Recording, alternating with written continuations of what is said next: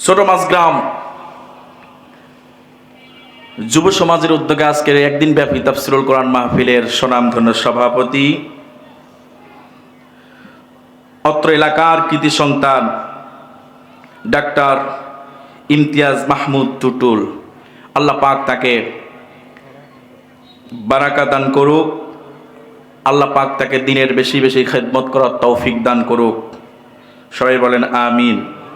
আজকের মাহফিলের বিশেষ অতিথি জনাব মোহাম্মদ আসাদুজ্জামান বিশ্বাস, আল্লাহ পাক তাকেও দিনের জন্য কবুল করুক। সবাই বলেন আমিন। বিশেষ বক্তা হাফেজ মাওলানা আব্দুল্লাহ আল মুন্সি আমার বন্ধুবর অত্যন্ত সুন্দর আলোচনা করেছেন। আর একজন প্রধান অতিথি হিসেবে আছেন জনাব মোহাম্মদ ফজলুর রহমান। আল্লাহ পাক এ গোলামকে হায়াতে তাইয়্যিবা দান করুক, দিনের বেশি বেশি খেদমত করার তৌফিক দান করুক। সবাই বলেন আমিন।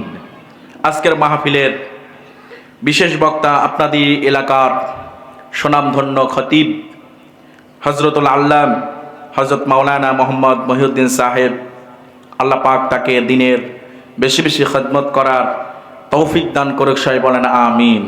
আমি গুনাহগার আপনাদের সামনে বসেছি, অতি সংক্ষিপ্ত আকারে আপনাদের সামনে কিছু কথা বলবো। আপনারা শুনতে রাজি আছেন? কে কে রাজি নাই দুহাত তুলে দেখা। যারা যারা রাজি আছেন একটু সামনের দিকে আসবেন আর তাকবীর দেবেন। লিল্লাহে তাকবীর। এই তাকবীর একটু জোরে আওয়াজ দিতে হবে। সামনের ভাইগণ একটু তাকবীর দিবেন। সামনে যারা বসছেন একটু তাকবীর দেন। লিল্লাহে তাকবীর। আর সামনে আগান। পিছনের ভাইরা বসে আছেন, যারা যুবক ভাইদের দেখলাম রাস্তার পাশে দাঁড়িয়ে আছেন, অল্প সীমিত সময়ের জন্য আসুন, একটু মাহফিলের প্যান্ডেলের ভিতরে আসুন। পিছনের ভাইরা একটু বলেন লিল্লাহে তাকবীর। সামনের ভাই এবং পিছনের ভাই উভয়ের কণ্ঠ এক করে দিয়ে আসুন, আমরা একটু জোরে আওয়াজ দিয়ে তাকবীর দেই। লিল্লাহে তাকবীর। লিল্লাহে তাকবীর। আজকের মাহফিল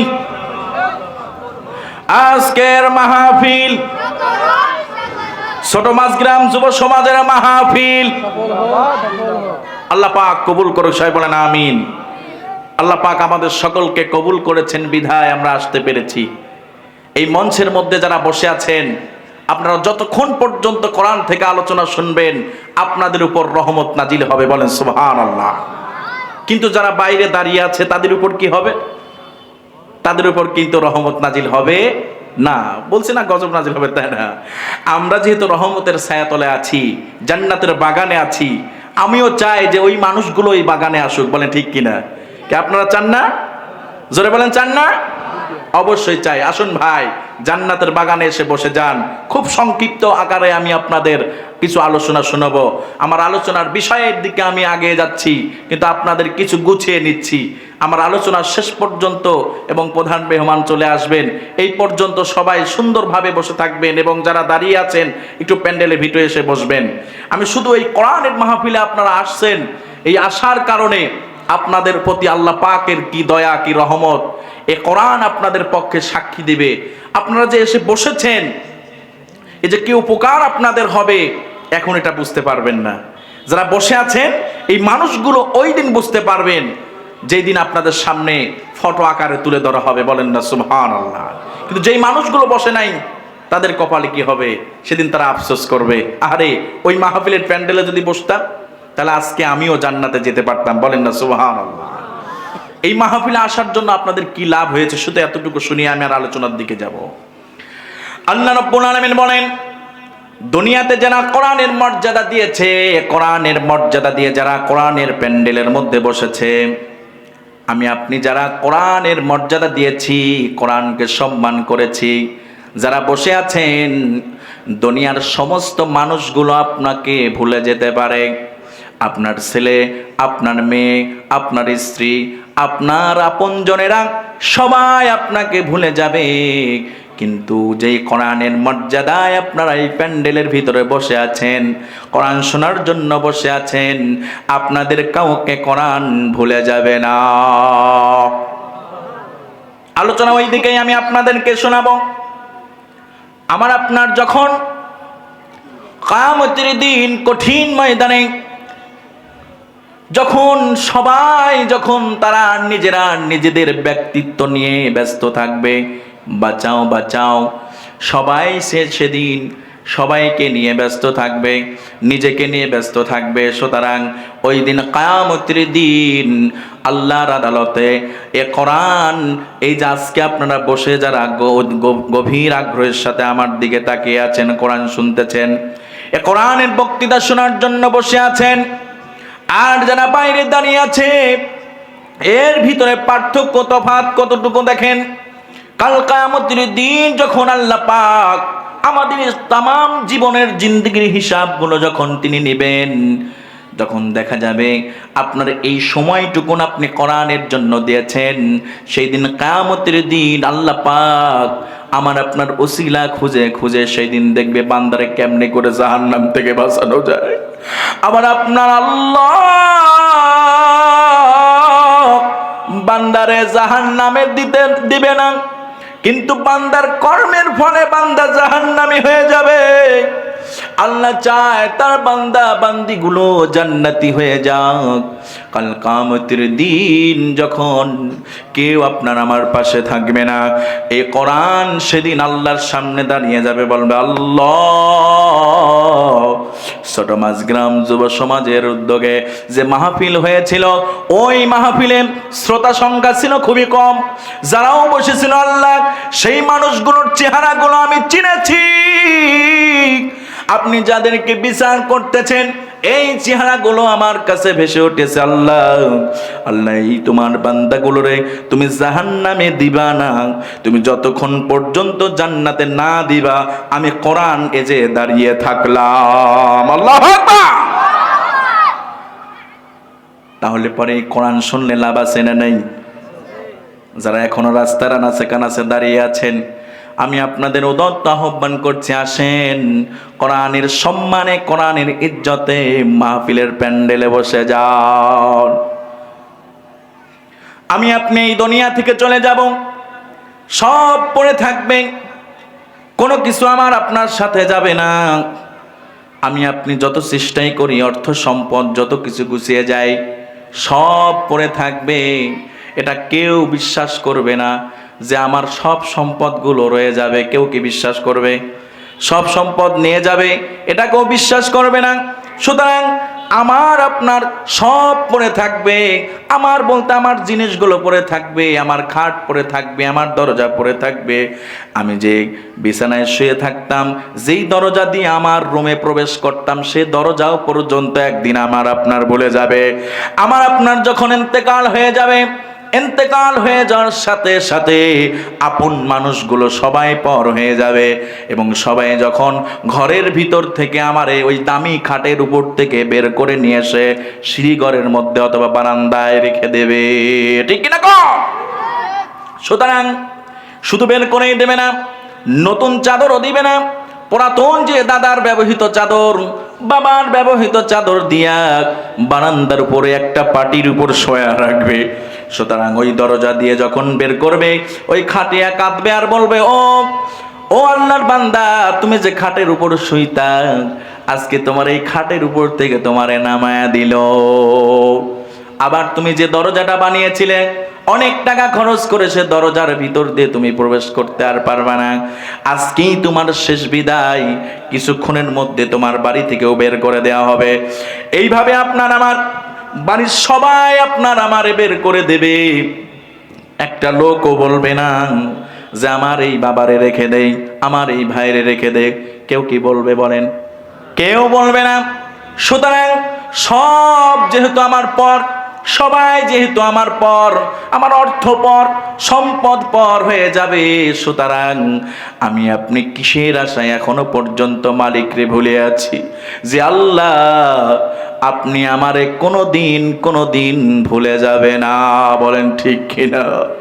দুনিয়ার সবাই ভুলে গেলেও আমার আপনার মালিক আমারে ভোলে না, আমার আপনার মালিক আমারে আপনারে ভুলবে না। সুতরাং আমাকে আপনাকে আমার আপনার রব কত ভালোবাসে, একটু গভীর কান লাগিয়ে শোনেন। হিদায়াতের নিয়তে, ইখলাসের নিয়তে, পরিবর্তনের নিয়তে, ও যুবক, তোমার মতো কত যুবকের লাশ আমি এ হাত দিয়ে নামাইলাম, তোমার মতো কত শক্তিধর মানুষগুলোকে আমি দেখলাম বাইক অ্যাক্সিডেন্ট করে করে রাস্তার উপরে মুরগির বাচ্চার মতো পড়ে আছে। সুতরাং তোমার মতো কত মানুষরে কবরে নামাইলাম, কিসের এত অহংকার তোমার? আজকে শক্তি আছে তাই নাকি? কিন্তু মালাকুল মাউত যেদিন চলে আসবে সেই দিন তোমার সব শক্তি খর্ব হয়ে যাবে। সুতরাং আমার আপনার মালিক বলেন, বান্দারে তুমি বোঝো না, তুমি না বুঝে ভুল করো। আমি যখন দেখি জোহরের আজান হয়েছে, তুমি যখন নামাজে আসলা না, ফেরেশতাকে বললাম, ফেরেশতা শোনো, আমার এই বান্দা গুনাহগার, ঠিক আছে আসরে বুঝে ক্ষমা চাবে, কিন্তু বান্দা আসরেও আসে না, এবারে মাগরিবে যায়, মাগরিবেও বান্দা আসে না। আল্লাহ রাব্বুল আলামিন কত ভালোবাসে আমারে আপনারে। এশা যখন আসে বান্দা এশায়ও আসে না। আল্লাহ পাক যখন এশায় আমি আপনি আসলাম না, মালিক বলে আমি আর সপ্তম আসমানে থাকবো না। গভীর কান লাগিয়ে শোনেন ভাই, আমি কোনো ব্যক্তি স্বার্থে কথা বলতেছি না, হেদায়েতের নিয়তে কথা বলতেছি। ফেরেশতাদেরকে বলে, ও ফেরেশতারা শোনো, আমার বান্দাগুলো যারা আমার ইবাদত করে না, নামাজে আসে না, আমার বান্দাদের ভিতরে যারা, বান্দির ভিতরে যারা নামাজ আদায় করে না, আমার ইবাদত করে না, আমি যে বান্দা বান্দির এত ভালোবাসি এটা তো তারা বোঝে না। কেমনে করে তারা আমাকে সিজদা না করে বাড়িতে বসে থাকে, কেমনে করে আমাকে ভালো না বেশে বাড়িতে বসে থাকে। মসজিদে আজান হয়, বান্দা বাড়িতে বসে থাকে, অযথা সময় পাস করে। আল্লাহ পাক যখন দেখে বান্দা এশায় আসলো না, ফেরেশতাদেরকে বলে, ফেরেশতারা শোনো, আমি আর সপ্তম আসমানে থাকবো না। বান্দা বান্দি খেয়ে ঘুমিয়ে গেল, আমার আপনার রব শেষ রাত্রে এসে শেষ আসমানে বসে গেলেন। আমার কোন বান্দা আছো, ওঠো, ক্ষমা চাও, তওবা করো, মাপ চাও, আমার কাছে তুমি ভুল করেছো। কে অসুস্থ আছো আমার কাছে বলো, আমি তোমারে সুস্থ করে দেব। কে অভাবী আছো আমার কাছে বলো, আমি তোমার অভাব দূর করে দেব। যে মালিক বান্দারে জান্নাতি বানানোর জন্য, গুনাহ মুক্তর জন্য আমার আপনার রব সপ্তম আসমান থেকে শেষ আসমানে এসে প্রতিদিন বান্দা বান্দিরে ডাকতে থাকে। আল্লাহু আকবার। আল্লাহ পাক আমাদের কত ভালোবাসে আমরা বুঝি না। আজকের এই মাহফিল আগামীকাল কি হবে? জোরে বলেন, হবে না। এই জন্য এই মাহফিলে যারা এসেছেন, আমার যুবক ভাইয়েরা যারা এসেছেন, কত যুবক এখনো দেখেন রাস্তার আনাচে কানাচে ঘুরছে, কত যুবক নারী নিয়ে ব্যস্ত, কত যুবক নেশা নিয়ে ব্যস্ত, বলেন ঠিক কিনা? কিন্তু যারা বুঝেছে, যারা যুবক ভাইয়েরা বসেছেন, আপনাদের একটা সিজদার অনেক অনেক বেশি দাম। আল্লাহ পাক বলেন, যখন কোন যুবক মসজিদে গিয়ে সিজদা করে, হেরা যেমন দামি, সোনা যেমন দামি, একটা যুবকের সিজদা এর থেকে হাজার হাজার গুণে আমার কাছে দামি। আল্লাহ। যুবক ভাইরা আমার, এই পৃথিবীতে আমরা চিরদিন থাকবো না। আমার আলোচনার দিকে চলে গেলাম, সময়ের দিকে লক্ষ্য করে। আমার আলোচনার বিষয় দেওয়া হয়েছে কবর। আর এই কবরের জিন্দেগিটা হলো জীবনের সব থেকে প্রথম দিন এবং প্রথম ক্ষণ। দুনিয়ার জীবন শেষ হয়ে যাওয়ার পরে শুরু যেখানে হবে, সেই জায়গাটার নাম কি? জোরে বলেন কি? ও আমার মুরব্বী চাচাজিরা গো, যুবক ভাইরা গো, কখনো কি ভাঙা কবরের পাশ দিয়ে কখনো কি গিয়েছেন? কবরের পাশ দিয়ে যখন যাবেন, একটু ভাঙা কবরগুলোর দিকে তাকিয়ে তাকিয়ে দেখবেন আর চিন্তা করবেন মনের ভিতরে, আল্লাহ, আমি যদি এই কবরের বাসিন্দা হয়ে যাইতাম তাহলে পরে তো এইভাবেই আমাকে থাকতে হতো। একটু নিজেকে ওই কবরের দিকে খেয়াল করে দেখেন, আমি যদি মারা যাই, ইন্তেকাল করি, তখন আমার ওই জীবনের প্রথম রাত হবে কবরের রাত। সেই রাতটা কেমন হবে, কিভাবে থাকবো সেই কবরের ভিতরে, একটু কি মনের ভিতরে আনচান আনচান করে না? ও ভাই, এই কবর হলো আলামিল বারজাক, দুনিয়ার জিন্দেগির পরে আর একটা জীবন, কবরের জীবন। এই কবরের জীবনে 3টা প্রশ্ন করা হবে, আর এই 3টা প্রশ্নের সওয়ালের জবাব যদি না দিতে পারি, ওই কবরটা কারো জন্য হবে জাহান্নামের ঘর, কারো জন্য হবে জান্নাতের ঘর। কোন মুমিন বান্দা যদি কবরে যায়, ওই কবরটা মুমিন বান্দারা যখন কবর ভিতরে একটু বসাবেন আল্লাহ পাক, বসানোর সঙ্গে সঙ্গে ওই কবরের সামনের দিকে যত দূর তাকাবে, ওই মুমিন বান্দার জন্য কবরের জিন্দেগিটা পুরা পৃথিবীর মতো ফাঁকা হয়ে যাবে। বলেন না সুবহানাল্লাহ। আর যদি কোনো গুনাহগার হইয়া কবরে যায়, আহা, কবরের জিন্দেগিটা কত ভয়াবহ হবে। আল্লাহ পাক বলেন, বান্দারে মিনহা খলাকনাকুম ওয়া ফিহা নুঈদুকুম ওয়া মিনহা নুখরিজুকুম তারাতান উখরা। এই আয়াতের উপর আলোচনা, সূরা তাহার 55 নম্বর আয়াত। আল্লাহ পাক বলেন, মিনহা খলাকনাকুম, আমি তোমাকে এই মাটি থেকে সৃষ্টি করেছি। আবার আল্লাহ পাক বলেন, তোমাকে এই মাটিতে রেখে যাওয়া হবে। আল্লাহ পাক যদি এই পর্যন্ত বলে যদি শেষ করে দিতেন, তাহলে পরে আমাদের কোনো হিসাব লাগতো না। কিন্তু আল্লাহ পাক পরে বললেন, আমিনহা নুখরিজুকুম তারাতান উখরা।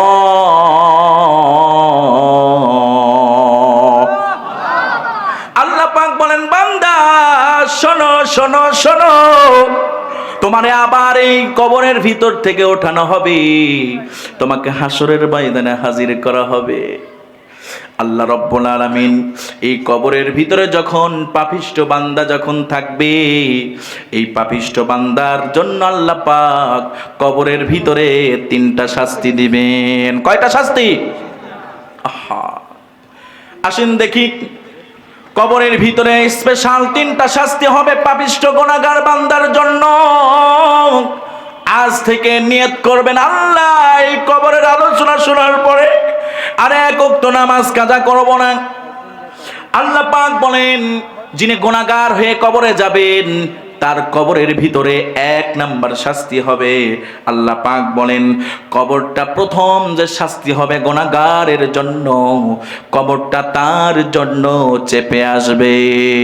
কি হবে? চেপে আসবে, এমন ভাবে চাপ দিবে গো, কবরটা যখন ডান দিক থেকে চাপ দিবে, ডান দিক থেকে চাপ দেওয়ার সাথে সাথে ডান পাজরের যতগুলো হাড্ডি আছে, এগুলো মটমট করে ভেঙে বাম দিকে চলে যাবে। আবার বাম দিক থেকে চাপ দিবে, বাম পাজরের হাড্ডিগুলো আবার ডান দিকে চলে আসবে। একই কষ্ট হবে গো মালিক আল্লাহ, তোমার দয়া চাই, রহমত চাই। ওই কবরের ভিতরে আমাদেরকে আপনি, কবরের চাপ আমরা সহ্য করতে পারবো না, এই চাপ আপনি আমাদেরকে দিবেন না। বলেন না আমিন। আল্লাহ আমাদেরকে জাহান্নামী বানায়া কবরে নিয়েন না। বলেন না আমিন। তাহলে 1 নাম্বার কি? পাপিষ্ঠ বান্দাদের কবরের ভিতরে চাপ দেওয়া হবে যিনি গুনাহগার। 2 নাম্বার আল্লাহ পাক বলেন, যিনি গুনাহগার হয়ে কবরে যাবেন, তার কবরের ভিতরে দাউ দাউ করে আগুন জ্বলতে থাকবে। কি হতে থাকবে? দাউ দাউ করে আগুন জ্বলবে। ও আমার ভাই, ও যুবক ভাইরা, ও আমার মা বোনেরা, আমাদের চোখের সামনে যদি একটা গর্তের ভিতরে আগুন জ্বালানো হয়, সেই দুনিয়ার আগুনের ভিতরে যদি আমারে আপনারে ফেলায়া দেওয়া হয়, আর সবাই যদি দাঁড়ায়া দাঁড়ায়া দেখি, তাহলে পরে ওই চিল্লানোটা কষ্ট লাগবে কি লাগবে না? কিন্তু আমার আপনার চোখের সামনে আমার আপনার কলিজার টুকরা জাহান্নামী হয়ে যাইতেছে। আমার আপনার কলিজার টুকরা নামাজ আদায় করে না, আমার মেয়ে নামাজ পড়ে না, আমার স্ত্রী নামাজ পড়ে না, আমি নিজেও নামাজ পড়ি না। তাহলে নিজে ইবাদত করি না, নিজে আল্লাহর গোলামি করি না, নিজে পাপ থেকে বাঁচি না, আমার সন্তানদেরকেও বাঁচাই না, তাহলে কি ভয়াবহ হবে বুঝতে পেরেছেন? কবরের ভিতরে যদি দাও দাও করে যদি আগুন জ্বলে কি কষ্ট হবে আমার আপনার। একটু ওই কবরের দিকে মনটা দিয়া দেন। আল্লাহ আমি মারা গেছি, আর আমি যদি গুনাহগার হইয়া মারা যাই, আমার কবরটা তো আগুনে দাও দাও করে জ্বলবে। আল্লাহ এত কঠিন আযাব মোরা কেমনে সইব? ওই জাহান্নামের আগুন তো তুমি হাজার হাজার বছর ধইরা জ্বালাইছো, সে আগুন হয়েছে লাল। কি হয়েছে? আবার ওই জাহান্নামের আগুন তুমি হাজার হাজার বছর ধইরা জ্বালাইছো, সেই আগুনের রং হয়েছে সাদা। আবার তুমি ওই জাহান্নামের আগুন রে নারুল্লাহিল মুকাদ্দা, যে জাহান্নামের আগুন তুমি আবার হাজার হাজার বছর ধইরা জ্বালাইছো, যেই জাহান্নামের আগুন হয়েছে কালো কালো কালো, জাহান্নামের বর্তমান আগুনের রং হলো কালো। ও আমার ছোট মাছ গ্রামের আল্লাহর বান্দা বান্দিরা, গভীর কান লাগায়া শোনেন। আল্লাহ যদি আমাদের আপনি আমার যদি গুনাহগার বানায় কবরে নেয়, আর যদি গুনাহগার হইয়া কবরে যায়, কবরের ভিতরে দাও দাও করে আগুন জ্বলবে। এ জ্বালা কেমনে সইব আল্লাহ? আপনি আমাদের কাউরে জাহান্নামের ঘর বানায়েন না, কবর বলেন না আমিন। চিল্লা বলেন আমিন। 3 নাম্বার, গুনাহগার ব্যক্তির কবরের ভিতরে 3 নাম্বার যে আযাবটা হবে, 3 নাম্বারে আল্লাহ পাক গুনাহগার ব্যক্তির কবরে বিরাট বিরাট অজগর সাপ পাঠায়া দেবেন। বলেন না আল্লাহু আকবার। আমার তো গাও শিগগিরই যাচ্ছে, মনে হচ্ছে যে এত ভয়। ভাঙা কবরের দিকে খেয়াল করেন। যে মানুষগুলো চলে গেছে সেই মানুষগুলোর চিন্তা করেন। আরে আমার বাবা, আমার মা, আমার দাদা, আমার দাদি,